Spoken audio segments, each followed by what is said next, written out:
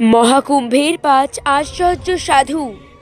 তাদের কথা জানলে আপনি চমকে উঠবেন। সোমবার থেকে প্রয়াগরাজে শুরু হয়েছে মহাকুম্ভ মেলা। ইতিমধ্যেই মঙ্গলবার উষা লগ্নে স্নান করেছে প্রায় ১.৫ লক্ষর বেশি পুণ্যার্থীরা। এই বছর প্রায় ৪৫ কোটির বেশি মানুষ এই মহাকুম্ভে যাত্রা করবে। আগামী ২৬শে ফেব্রুয়ারি পর্যন্ত চলবে এই মেলা। তবে কুম্ভের মূল আকর্ষণ দেশের বিভিন্ন প্রান্ত থেকে আসা সাধু সন্তরা।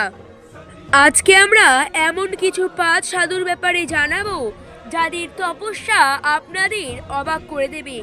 আপনারাও ভাববেন এটা কি সত্যিই সম্ভব। যাদের কঠোর তপস্যা অবাক করবে আপনাকেও। ছোটু বাবা প্রতিবারই কুম্ভ মেলায় দেখা মেলে এই বামন সন্ন্যাসীর। আসলে তার উচ্চতার জন্য তাকে ছোটু বাবা নাম দেওয়া হয়েছে। এই সাধু মাত্র ৩ ফুট লম্বা। তবে এতে অবাক হওয়ার বিষয় কিছুই নেই।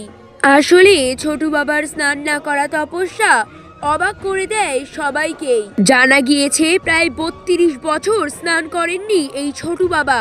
বিশ্ববাসীর মঙ্গল কামনায় এই কঠোর তপস্যা করছেন এই ছোটু বাবা, তাই বলে তিনি দাবি করেন। আনাজ বাবা পরিবেশ রক্ষায় ঘোর তপস্যা করছেন এই বাবা। আসলে তিনি এমন এক তপস্যা করছেন যা বড় বড় সাধু সন্তরাও করতে পারেন না।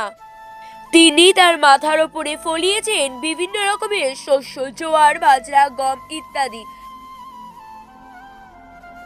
রাধেপুরী বাবা মহাকুম্ভের এক আশ্চর্যকর সন্ন্যাসী হলেন এই রাধেপুরী বাবা।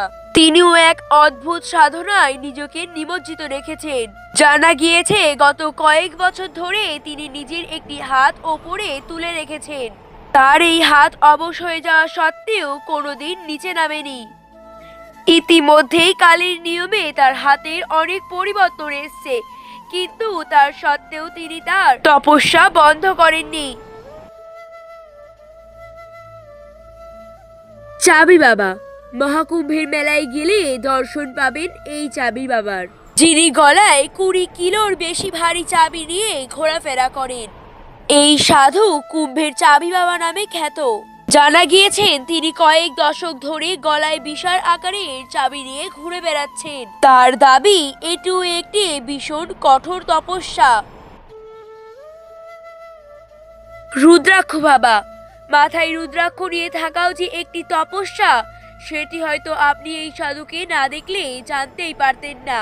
জানা গিয়েছে মহাকুম্ভের এই রুদ্রাক্ষ বাবা ওরফে গীতানন্দগিরি মহারাজ নিজের মাথায় ৪৫ কিলোর বেশি রুদ্রাক্ষ ধারণ করেছেন।